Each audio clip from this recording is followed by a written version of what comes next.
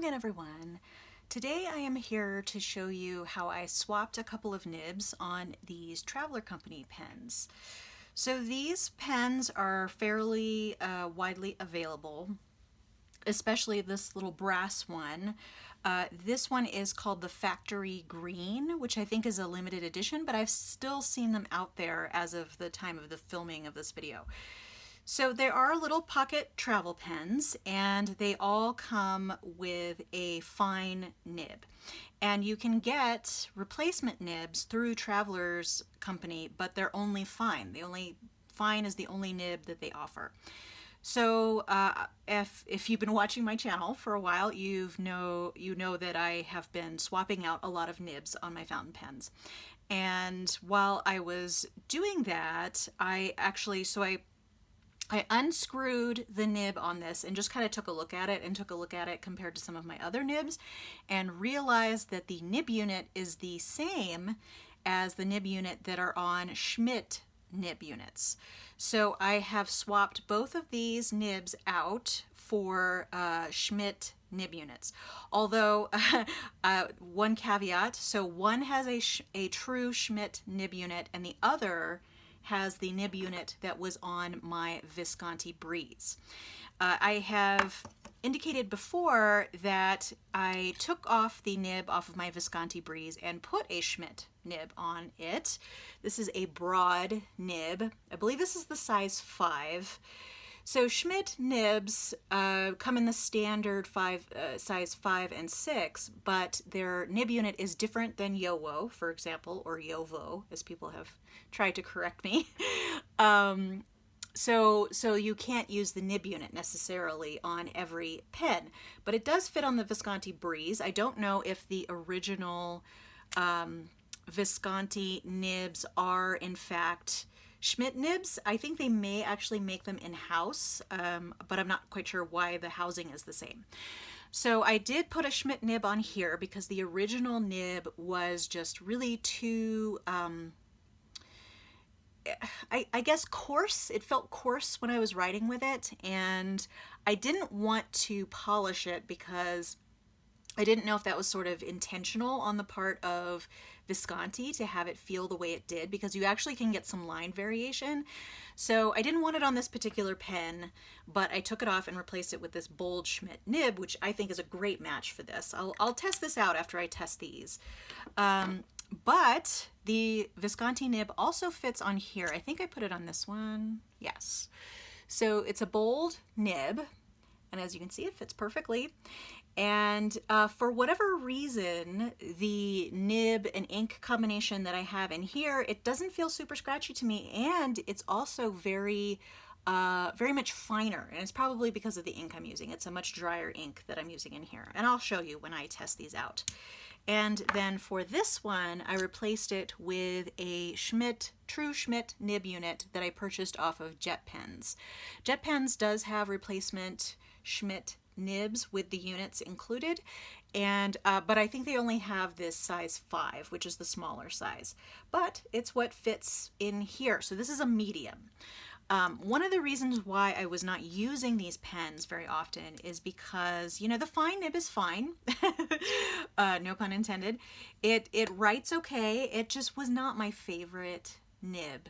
So when I was able to replace the nibs, I was really happy with how they write. I hope that there won't be any hard starts here. It's been a little while since I've used these, since I swapped them out. And that is not because I don't like them. It's just because I have a lot of pens to write with, so I just haven't been writing with these. So I'm gonna get out my little pen test notebook here from Galen Leather. I'll put a link down below to this setup. This is essentially what I'm using as my holder for paper and other fountain pen things to test pens. So let me go ahead and open this up and find a blank page in here.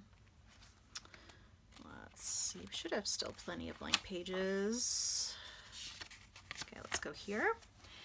And I did want to show you how the Schmidt nibs come. So because I had purchased 2 separate Schmidt nib units from Jet Pens, this is how they came. They came in these little snap cap, sort of. So basically I've put the 2 Traveler Company fine nib units in here because, and no other nib units will fit with this little cap. So that just kind of clicks on there and then it protects the nib.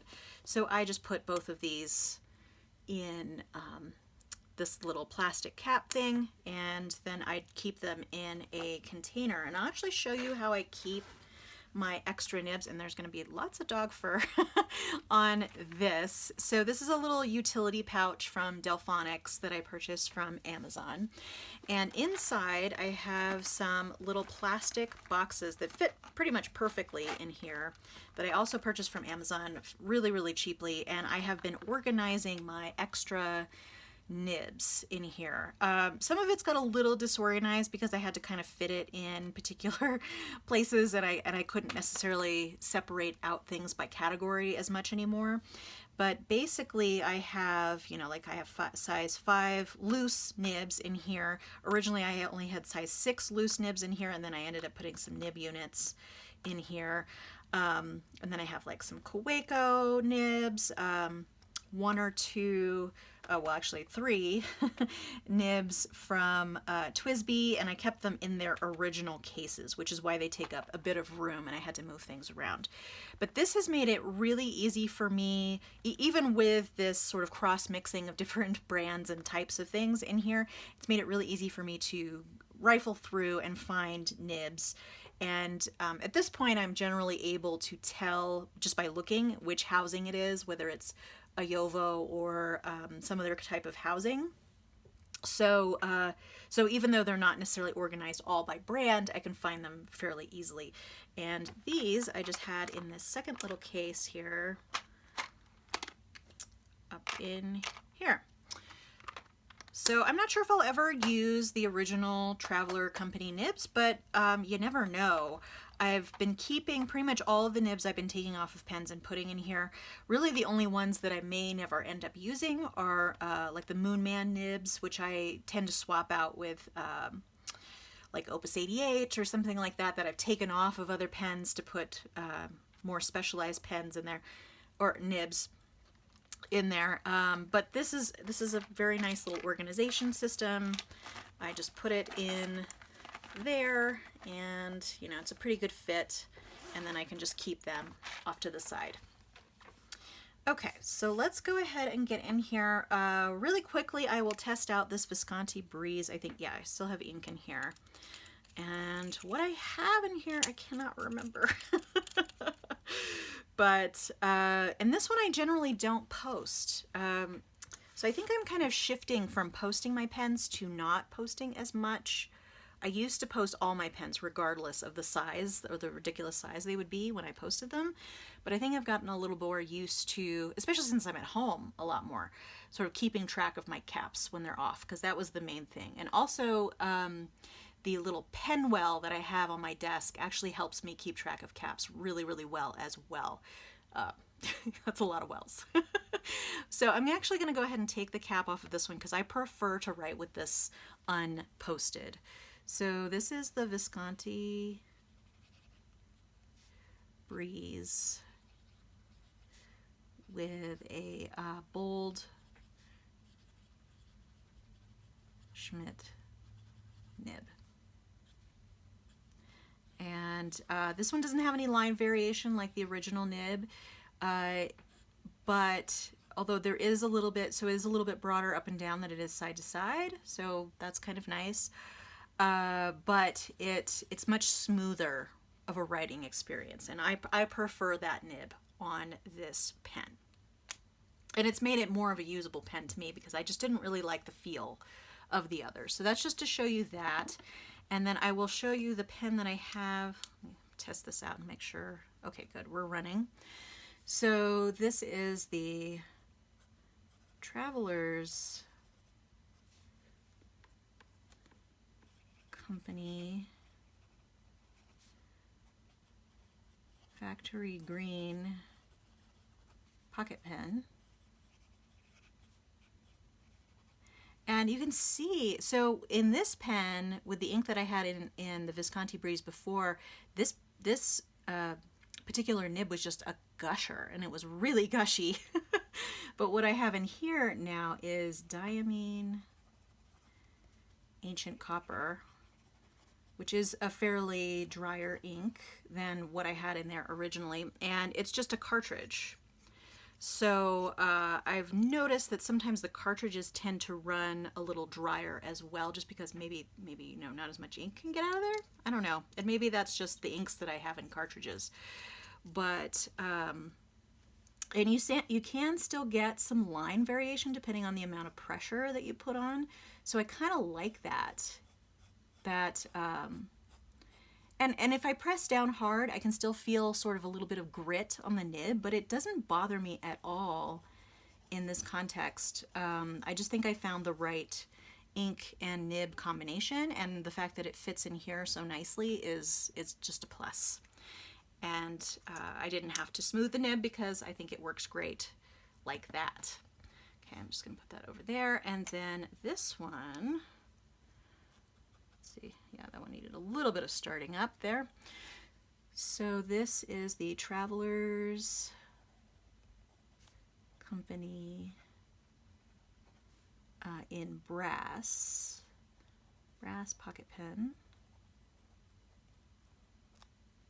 with a medium Schmidt nib. And then this is Diamine Safari. Oops, Safari. And this one's really nice too. But you can see it's, regardless of how much pressure I'm putting, the line is the same. So this is why I did not want to smooth this nib, because I kind of liked the fact that you could get variation in the line depending on how much pressure you put on. But these Schmidt nibs are very even. So there's that. Okay, so I said that was a Schmidt nib, but I didn't write on there that this one, so this has the Visconti Bold Nib. I guess I should say Visconti Steel Nib, because, you know, you do want to differentiate between the steel and the gold. And I think you can actually buy these nib units separately, the Visconti nib units. I'm not sure if this is the same nib unit that's on the Van Gogh Viscontis. I would do a little research if you wanted to do this sort of thing to find out whether that's the same one, and whether the one that they sell individually is indeed still the same one. Okay, and I did say that was the Schmidt nib. Okay. So this was just really fun to realize that I could make these little pocket pens, which I love. I mean, I love the look of them. They feel nice when I write with them, but I just was not using them just because, you know, fine nib is not my favorite. And now, what's kind of interesting is that this broad nib with this ink combination actually looks narrower than the medium nib here, which I find very interesting. This is part of the reason why I find fountain pens so fascinating, is you can have all kinds of different combinations, and depending on the combination, you're going to have a very different look of the line and the quality of the writing, which is what makes it so fun as a hobby. So there we are. If you have any questions, feel free to let me know. I hope you enjoyed this video, and if you did, please give it a like. Feel free to subscribe to keep track of future videos on my channel, and I hope to see you next time. But in the meantime, have a great day. Thanks so much. Bye.